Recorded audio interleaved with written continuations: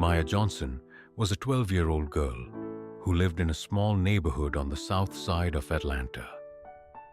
Every morning, she walked to Lincoln Middle School with her backpack hanging loosely and her curly hair tied into a puff her mom called her crown. But at school, that crown often became the reason people laughed at her. Maya was shy, quiet in class, always polite, and never one to talk back.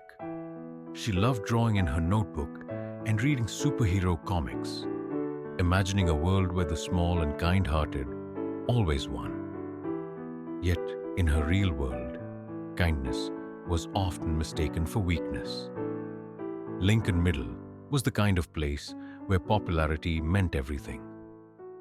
And the queen of that kingdom was Emily White, blonde, rich, confident, and surrounded by a pack of friends who laughed at everything she said. Emily's favorite target was Maya. "Hey, look, it's Miss Library again," Emily would sneer as Maya walked by clutching her books. Her friends would snicker, whispering things loud enough for Maya to hear. They mimicked her accent, joked about her skin tone, and even mocked her thrift store shoes. Each word hit like a slap, but Maya stayed silent. One afternoon in the cafeteria, Emily decided to push it further. As Maya walked past with a tray of spaghetti, Emily stuck her foot out. Maya fell forward, the food splattering across her uniform. The entire cafeteria erupted in laughter. "Oops," Emily giggled, pretending innocence. "Guess someone doesn't know how to walk." Maya's eyes stung, but she refused to cry in front of them. She quietly picked up her tray, threw away what she could, and left. The laughter still echoed behind her, but so did something else. A small, steady voice inside her whispering enough. When Maya got home that day, her mom noticed the stain on her uniform and the redness in her eyes. "Rough day again?" she asked softly. Maya nodded, trying to hide her tears. Her mom sighed and led her to the old garage behind their house. The garage was filled with memories of Maya's late father, Marcus Johnson, a disciplined and respected karate instructor. His framed black belt certificate hung on the wall. Beside photos of him teaching smiling kids, Maya stood silently before it, remembering his voice. "True strength doesn't live in your fists, baby girl. It lives in your heart." Her mom placed a hand on her shoulder. "He'd want you to be brave," she said. "Not to fight, but to stand tall." That evening, Maya tied her father's faded black belt around her waist. She stood barefoot on the cold concrete floor, facing the mirror, and whispered, "I'm not weak." Then she began to move, slow, focused, mimicking the forms her dad had once taught her. Each night after that, she practiced a little longer. Punches grew sharper, kicks higher, balance stronger, and though her heart still carried pain, a spark of confidence began to glow inside her. At school, nothing had changed yet, but Maya had. The same girl who once shrank from laughter now walked a little taller. Something deep within her was awakening, and soon everyone would see it. By the end of the week, Maya had learned to hide her pain behind a quiet smile. She still sat alone at lunch, still kept to herself, but there was a new steadiness in her eyes, a calmness that no one quite understood. Her nights of secret training had started to change her posture, her breathing, even her walk. But bullies don't stop easily. Especially not Emily. Friday afternoon came, and with it, gym class, the one period Maya dreaded most. The gym echoed with the sound of sneakers squeaking and laughter bouncing off the walls. Coach Reynolds, a tall man with a booming voice and a whistle that never left his mouth, clapped his hands. "All right, listen up. Today, we're learning basic self-defense drills. Partner up." A few groans rolled through the class, but Emily's lips curved into a smirk. Perfect, she whispered to her friends. Watch this. Of course, fate, or maybe Coach Reynolds, paired Maya with Emily. The gym fell silent for a moment, a few students already snickering in anticipation. Come on, Coach, Emily said dramatically. You're pairing me with her? Coach raised an eyebrow. You got a problem, Emily? No, sir, Emily said, forcing a grin. Just hope I don't break her. Laughter erupted. Maya's cheeks flushed, but she said nothing. She stepped forward, calm and composed. Okay, Coach explained. We're practicing defensive blocks. No hitting, no wrestling. Just control. He demonstrated a simple block. When your partner moves, you react. Emily rolled her shoulders like a boxer. Ready, Maya? She taunted. Maya gave a small nod. The whistle blew. Emily swung her arm, pretending to punch, but her aim was too hard, too careless. Maya stumbled back, almost losing her balance. The crowd burst into laughter again. Come on, Maya, fight back, someone shouted from the bleachers. Maya looked down, breathing deeply. Her father's voice echoed in her memory. Don't fight with anger. Breathe, control, focus. When Emily lunged again, Maya sidestepped perfectly, catching Emily's wrist and redirecting her energy just like she'd practiced in the garage. With a smooth pivot, Maya flipped Emily over her shoulder and onto the mat. The sound of Emily hitting the floor silenced the entire gym. Coach Reynolds froze.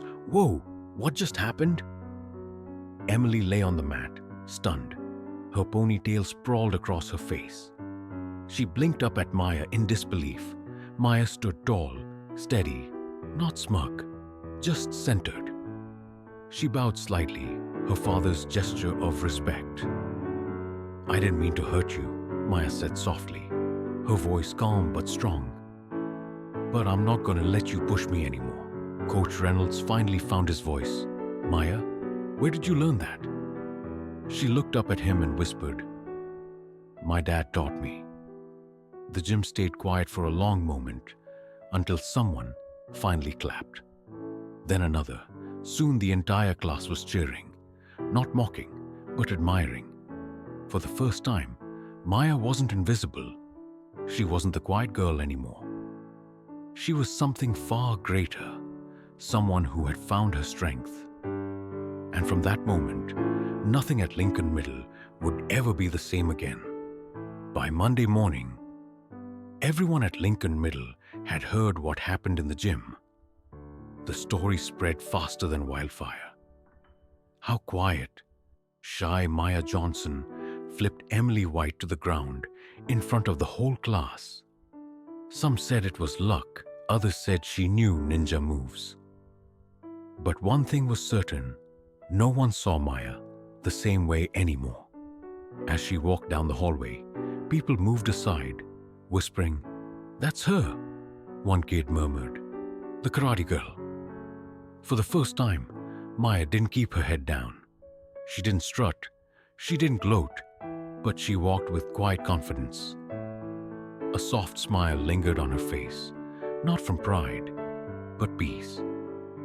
Emily, on the other hand, couldn't hide her humiliation. Her friends tried to comfort her, but she could see the way they looked at her differently now. The queen of the school had been knocked off her throne by the girl she used to mock. At lunch, Maya sat at her usual corner table, unpacking her lunchbox. A few students glanced her way, curious, unsure if they should approach her. Then a boy from her math class named Tyler hesitantly walked up. Hey, he said quietly, scratching his neck. That thing you did in gym, that was awesome. Maya chuckled softly. Thanks, I wasn't trying to show off. I know, Tyler said, smiling. You were just standing up for yourself. It was cool. For the first time in a long while, Maya felt something warm. Acceptance. Later that day, Coach Reynolds called her into his office. The room smelled faintly of old leather and gym mats. He smiled, leaning back in his chair. Maya, I've been coaching for 20 years, and I've never seen a kid move like that without proper training. You've got real discipline. Have you ever thought about joining our karate team? Maya's eyes widened. You really think I could? I know you can, he said. You've got the heart, not just the skill. That's what matters. That evening, Maya told her mom the news over dinner. Her mom's face lit up. Your dad would be so proud of you, she said, voice trembling slightly, but not everyone shared that pride. Emily's anger turned into obsession. She couldn't stand being the laughingstock. She told her friends Maya had gotten lucky, that she was a show-off, and started whispering cruel rumors again. One afternoon, when Maya opened her locker, her heart dropped. Torn photos of her dad littered the floor. His face scratched out in black marker. Scrawled across the locker door were 2 words: "Stay down." Her hands trembled as she gathered the ripped pieces. Tears blurred her vision. For a brief second, all the old pain came rushing back, the laughter, the humiliation, the loneliness. But then she stopped, took a deep breath, and whispered, "No, not this time." She gently pressed one torn photo against her chest. Her father's faded smile looking back at her. "I'm going to keep standing, Dad," she whispered, "no matter what they do." That was the moment Maya made a promise. To herself, to her father, and to every kid who ever felt small. She wouldn't hide anymore. She was going to rise higher than ever before. Months passed after the district martial arts exhibition, but people at Lincoln Middle still talked about that unforgettable day. The day Maya Johnson not only won her match, but also won everyone's respect. She didn't walk around like a champion. She didn't boast or remind anyone of what she'd done. Maya stayed humble, helping others in gym class, tutoring younger students, and even joining a local community dojo coach Reynolds recommended. There, she learned more than fighting. She learned patience, focus, and forgiveness. Emily changed too. Her once loud, confident energy softened one day. As Maya sat eating lunch under the big oak tree near the playground, Emily nervously approached. She looked uncomfortable, clutching the straps of her backpack. "Hey, Maya?" Emily began, her voice quiet for the first time. Maya looked up surprised. "Hey." Emily hesitated, biting her lip. I wanted to say I'm sorry for everything. I was mean and jealous and I took it out on you." Her voice cracked. "You didn't deserve that." Maya studied her for a moment, then smiled gently. "Thank you," she said softly. "I forgave you a long time ago." Emily blinked, her eyes glistening. "You did?" Maya nodded. "Yeah, carrying hate doesn't make you strong. It just makes you heavy." They sat quietly for a while, watching the leaves fall from the tree. For the first time, there was peace between them. Not as enemies, but as 2 girls learning to grow past pain. Coach Reynolds later invited Maya to speak during the school assembly about courage and kindness. Nervous but determined, she stood before hundreds of students, her heart pounding in her chest. "Being strong," she began, "isn't about hurting people or showing off. It's about standing up when you're scared. It's about being kind even when others aren't. My dad always told me, true strength comes from the heart, not the fists." The gym fell silent.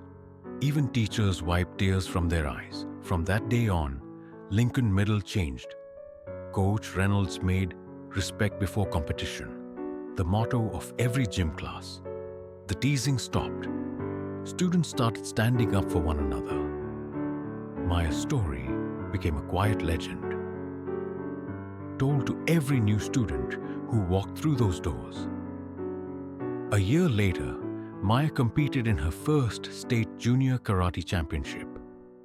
She didn't take home the gold medal, but when she bowed at the end, the entire crowd stood and clapped. Her mom was there in the stands, holding a framed picture of her dad, tears streaming down her face. Maya looked up, smiling through her own tears. "I did it, Dad," she whispered. "I kept my promise." That night, she wrote in her journal, "The world doesn't need more fighters. It needs more people brave enough to be kind."